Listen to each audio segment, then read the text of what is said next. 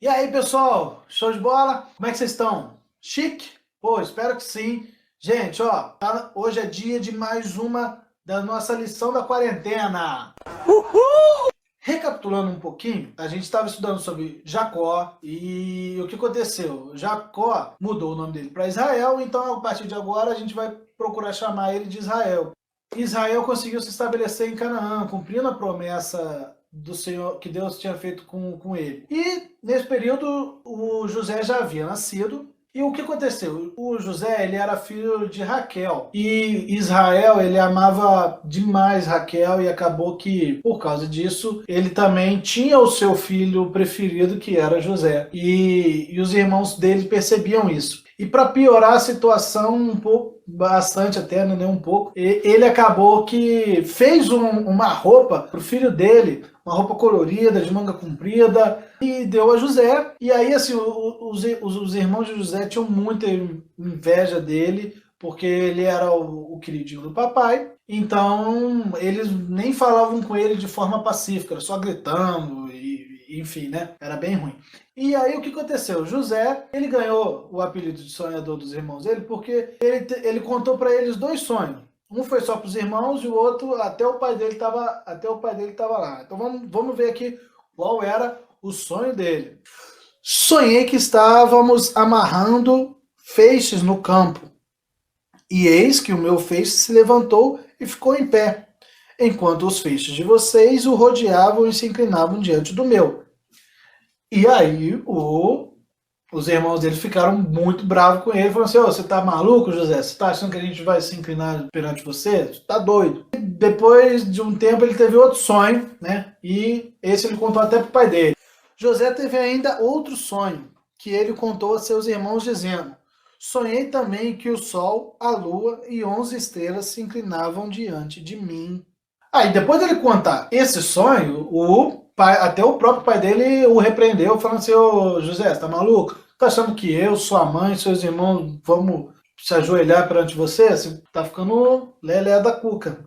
Aí, o que aconteceu, gente? Um dia, os irmãos de José estavam apacentando as ovelhas e Israel veio para José e falou: "José, vai lá ver como é que estão os seus irmãos, se tá tudo bem com eles, se tá tudo bem com os irmãos." E José falou: "Chá comigo, pai." Beleza. E chegando perto lá dos irmãos dele, os irmãos já o avistaram de longe e já falaram assim: "Ih, tá vindo um sonhador ali. Vamos matar esse cara." Eles tiveram a ideia de matar José. E aí Rubem, que era o filho mais velho, falou assim: "Gente, não vamos derramar sangue não, vamos fazer o seguinte, vamos jogar ele dentro dessa cisterna aqui e vamos deixar ele aí." Porque o Rubem estava querendo salvar a vida dele e depois levar ele vivo pro pai dele. Acabou sendo isso que aconteceu, né? Eles pegaram a roupa de José, jogaram ele dentro da cisterna, e aí depois de um tempo, passou alguns ismaelitas que estavam indo para o Egito, e um dos irmãos teve a ideia de vendê-lo como escravo para esses ismaelitas. E acabou que eles concordaram e assim aconteceu. José foi vendido como escravo por 20 moedas de prata. Gente, olha só a vida de José, o que ele está passando. A gente, talvez você já saiba o final da história, mas José não sabia. Olha o perrengue que José estava passando. Foi vendido pelos próprios irmãos. Aí o que aconteceu? Quando os irmãos dele prenderam José, eles pegaram a roupa, rasgaram, mataram um bode, jogaram de sangue, entregaram para o pai dele e falaram assim: "Pai, você conhece essa túnica? Eu acho que é do José." E obviamente o Israel reconheceu a túnica de seu filho e ele chorou demais, ficou de luto por vários dias e ele não queria ser nem mesmo consolado pelos próprios filhos. Beleza, gente. Depois disso, quando José chegou no Egito, olha o caminho que José teve que percorrer até o Egito. Ele estava em Siquém, mais precisamente em Dotã, e foi parar lá no Egito. Olha aí todo o trajeto que ele fez como escravo. Ele foi vendido para Potifar, e Potifar era ninguém mais, ninguém menos do que o oficial de alto catalão de Faraó, chefe de vários homens e tudo mais. E o Senhor era com José e fez prosperar tudo o que Potifar colocava nas mãos de José, e com isso, cada vez mais ele ficava com mais responsabilidade, a ponto de que um dia ele cuidava de tudo daquela casa, ele cuidava de tudo da casa. A Bíblia fala que Potifar não se preocupava com nada a não ser com o próprio pão que ele ia comer. Só que o que aconteceu? José, ele era bonitão. entendeu? Ele era bonitão, top, gatão. E aí acabou que a mulher de Potifar quis se engraçar com ele, né? Quis se deitar com ele. E ele negou. Então eu vou ler aqui a passagem para vocês verem a resposta de José, que é bastante interessante. Escute, o meu senhor não se preocupa com nada do que existe nessa casa, porque eu estou aqui. Tudo o que tem, ele passou às minhas mãos. Não há ninguém nessa casa que esteja acima de mim. Ele não me vedou nada a não ser a senhora, que é mulher dele. Como, pois, cometeria eu tamanha maldade e pecaria contra Deus? Gente, aqui a gente já vê a fidelidade que José tinha com Deus e com Potifar, né? De não se deitar com a mulher de Potifar. Mas essa mulher era danada, e o que aconteceu? Um dia não tinha ninguém na casa, e quando José estava chegando, a mulher de Potifar pegou ele pela roupa e falou assim: ó, você vai se deitar comigo. E José, meio assustado, falou: não vou, e saiu correndo. E só que como ela estava segurando a roupa dele, acabou que a roupa dele ficou na mão dela. E aí ela contou para Potifar que, na verdade, ele que tentou agarrar ela, e aí ela gritou muito alto, e quando ele viu que ela gritou muito alto, ele que saiu correndo, e ela acabou ficando só com a roupa dele na mão. E Potifar ficou irado com essa história, ficou irado com José e o jogou na prisão. Então, olha só mais uma coisa ruim que está acontecendo com José. As coisas, ele estava fazendo tudo certo e teve uma situação ruim. Só que aí a Bíblia fala uma coisa interessante, eu vou ler aqui para vocês. O Senhor, porém, estava com José, foi bondoso com ele e fez com que encontrasse favor aos olhos do carcereiro. Este confiou às mãos de José todos os presos que estavam no cárcere, e José fazia tudo o que devia fazer ali. Gente, José preso tomava conta dos presos. Olha só que coisa engraçada, né? Na casa de Potifar, ele era só abaixo de Potifar. E chegou na prisão, ele só é abaixo do carcereiro. Então a gente percebe que José realmente já tinha um dom natural de comandar os lugares. Beleza, gente, depois de um tempo, o padeiro e o copeiro do faraó foram presos também. Eles ficaram presos juntos com José. Depois de alguns dias, José percebeu que eles estavam meio intrigados, né, meio agitados e tudo mais. E aí José perguntou para eles o que estava acontecendo. Eles falaram que tiveram um sonho e eles estavam intrigados com esse sonho porque ninguém sabia o que estava acontecendo no sonho. E aí José falou que ele poderia interpretar esse sonho. E aí vamos ver aqui os sonhos do copeiro e do padeiro, respectivamente. Vamos lá, do copeiro. Então, o copeiro-chefe contou o seu sonho a José. Ele disse: em meu sonho havia uma videira diante de mim, e na videira havia 3 ramos. Ao brotar a videira havia flores, e os seus cachos produziam uvas maduras. O copo de Faraó estava na minha mão. Peguei as uvas e as espremi no copo de Faraó, e o entreguei a Faraó. Então José disse: esta é a interpretação do sonho. Os 3 ramos são 3 dias. Dentro de 3 dias, Faraó vai reabilitar você e reintegrá-lo no seu cargo, e você lhe dará o copo na mão, segundo o costume antigo quando era seu copeiro. Aí, gente, o padeiro viu que o sonho era bom, ele já falou assim: eu vou contar o meu também. Então vamos ouvir o sonho do padeiro. Vendo o padeiro-chefe que a interpretação era boa, disse a José: eu também sonhei, e eis que 3 cestos de pão branco estavam sobre minha cabeça. No cesto mais alto havia todo tipo de comida que um padeiro faz para Faraó, e as aves comiam do cesto que estava sobre a minha cabeça. E então José disse: essa é a interpretação do sonho. Os 3 cestos são 3 dias. Dentro de 3 dias, Faraó vai mandar cortar a sua cabeça e pendurá-lo numa árvore, e as aves comerão a sua carne. Pro padeiro tá meio ruim, né? Aí, gente, o que aconteceu? 3 dias depois, batata. Foi aniversário do filho de Faraó, e ele fez uma grande festa, E durante essa grande festa, ele reabilitou o copeiro e condenou o padeiro. E aí o José, ele tinha pedido para o copeiro se lembrar dele quando ele fosse reabilitado com o faraó, porque ele estava ali de forma injusta, né, e tudo mais, só que o copeiro não se lembrou dele. A Bíblia fala que o copeiro acabou esquecendo de José. Gente, essa é a nossa primeira parte. Olha só, tá tudo muito complicado, parece que tá dando tudo errado, mas fiquem ligados porque agora a Lara vai dar continuidade à história de Faraó para vocês. Show de bola, gente? Uhul!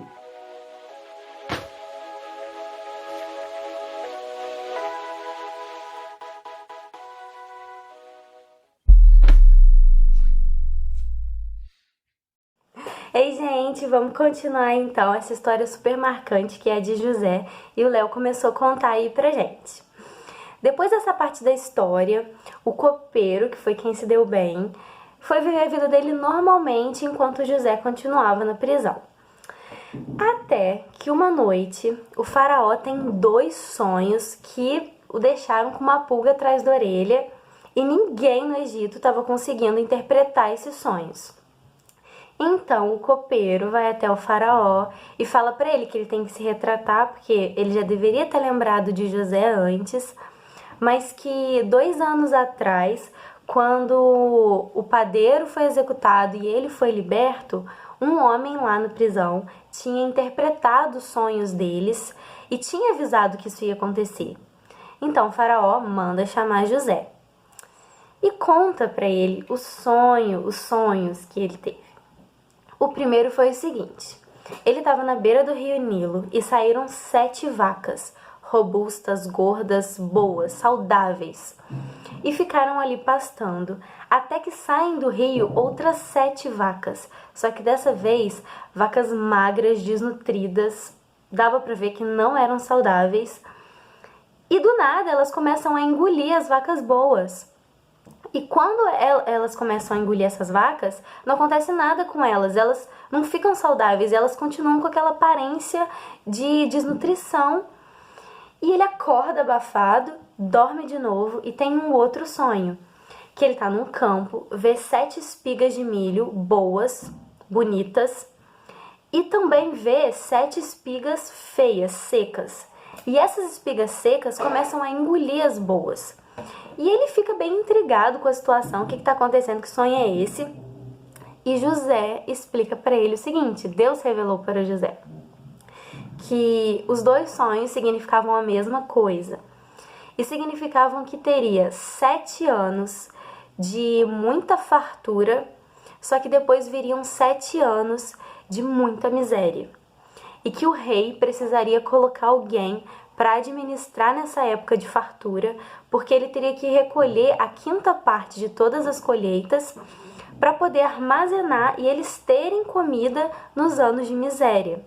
E aí o rei, vendo isso, já escolhe quem seria essa pessoa.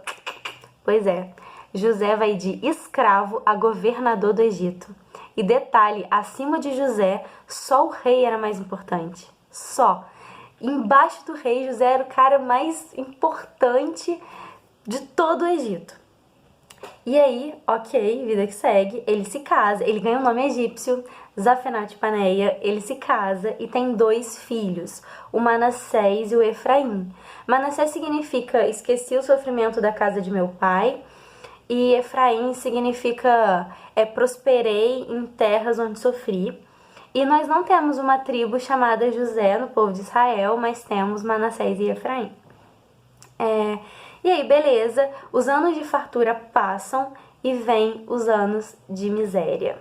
Pois é, então José, tudo que ele armazenou nesse tempo, todos os cereais, grãos, enfim, ele começa a vender para os egípcios e também por todos os estrangeiros que vinham de outras terras atrás de alimento, porque isso era uma crise mundial. Não era só do Egito.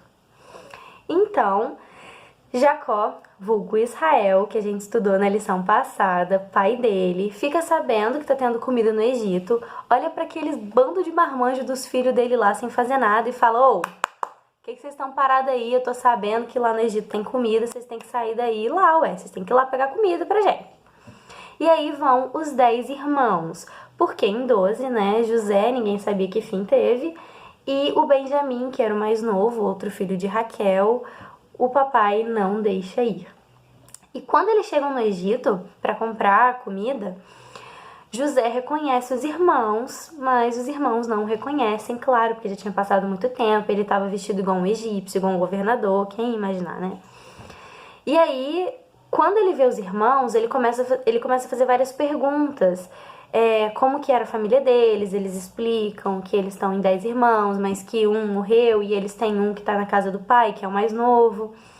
E aí ele pergunta se o pai ainda está vivo, vai colhendo informação ali. E José resolve acusá-los de espionagem. E eles ficam meio abafados, né? Como assim? Que negócio é esse? José prende os irmãos por 3 dias, até que ele decide soltar os irmãos. Só que ele fala o seguinte: um de vocês vai ficar aqui preso, enquanto todos os outros vão lá na terra do pai de vocês trazer o irmão mais novo, para eu ter certeza que vocês estão falando a verdade.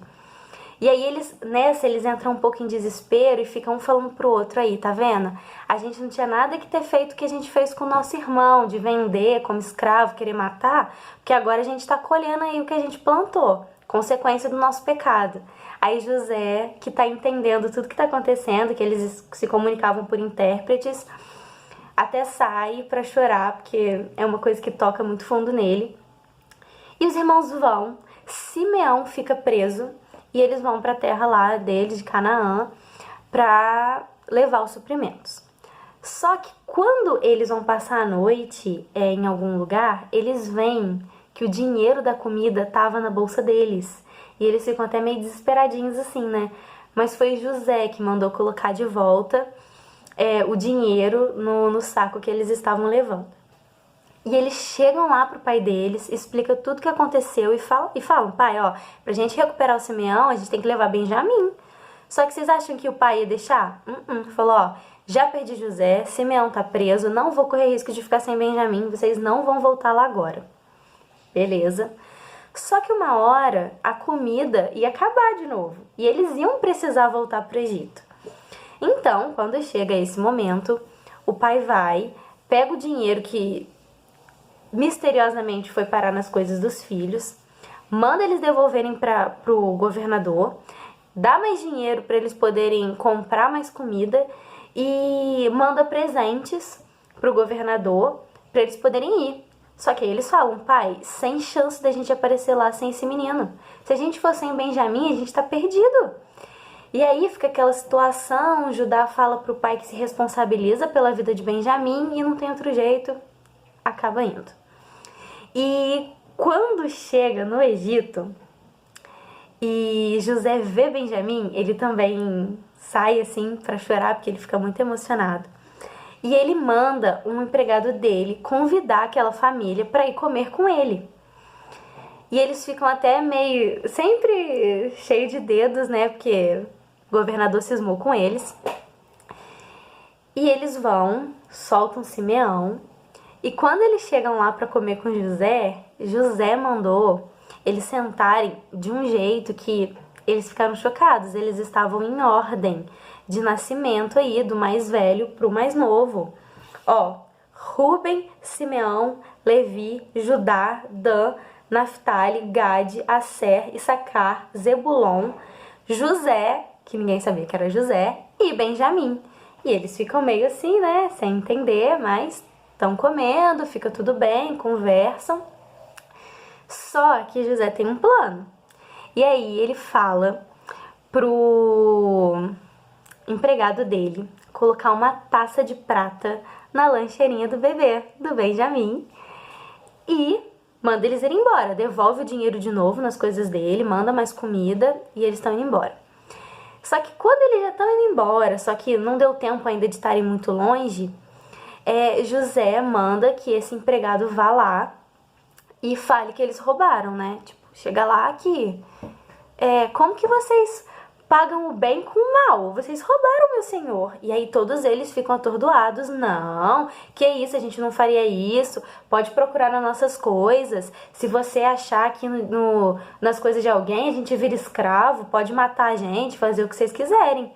E aí eles foram procurando do mais velho até que chega no mais novo e eles acham a taça do governador no Egito nas coisas de Benjamim. Nossa, e eles quase têm um troço.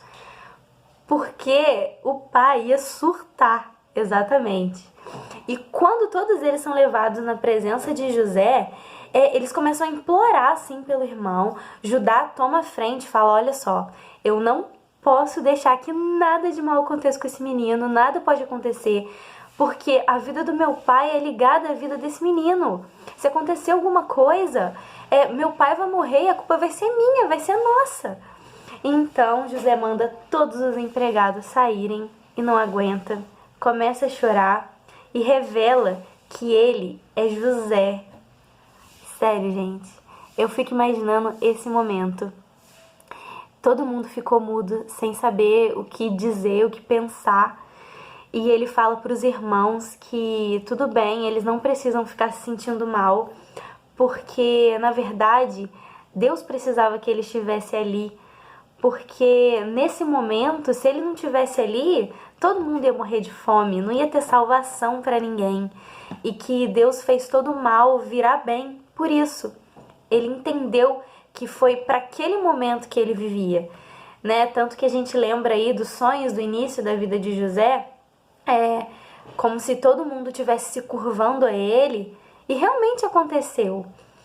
Então, o que a gente pode tirar assim de lindo dessa história é que tudo tem um propósito. A gente não entende, demorou muito para José entender o propósito dele. Ele passou por muita situação difícil, mas até nesses momentos de crise, a gente pode achar um propósito nisso tudo. E como a nossa lição sempre aponta para Jesus, assim como Jesus, José também precisou fazer sacrifícios. Mesmo sem entender tudo, ele precisou fazer sacrifícios em prol de um bem maior. Ele foi vendido, ele foi preso, castigado, acusado, e tudo isso porque ele precisava estar ali para salvar as pessoas daquele tempo.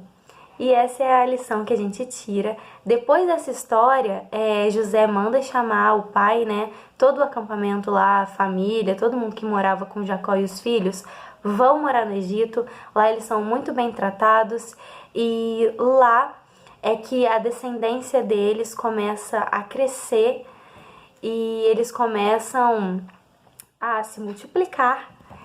E não percam a próxima história, porque nós vamos ver um segmento dessa vida deles aí no Egito, tá bom? Beijo! Concluindo, na história de José, podemos ver que parecia que tudo estava dando errado para ele, mas ao final vimos que tudo fazia parte do plano perfeito de Deus. Para lembrar, nesses dias que estamos vivendo, com essa pandemia do coronavírus, com tanta notícia ruim, lembre-se sempre dessa verdade. Assim como na história de José, Deus está no controle, executando seu plano perfeito.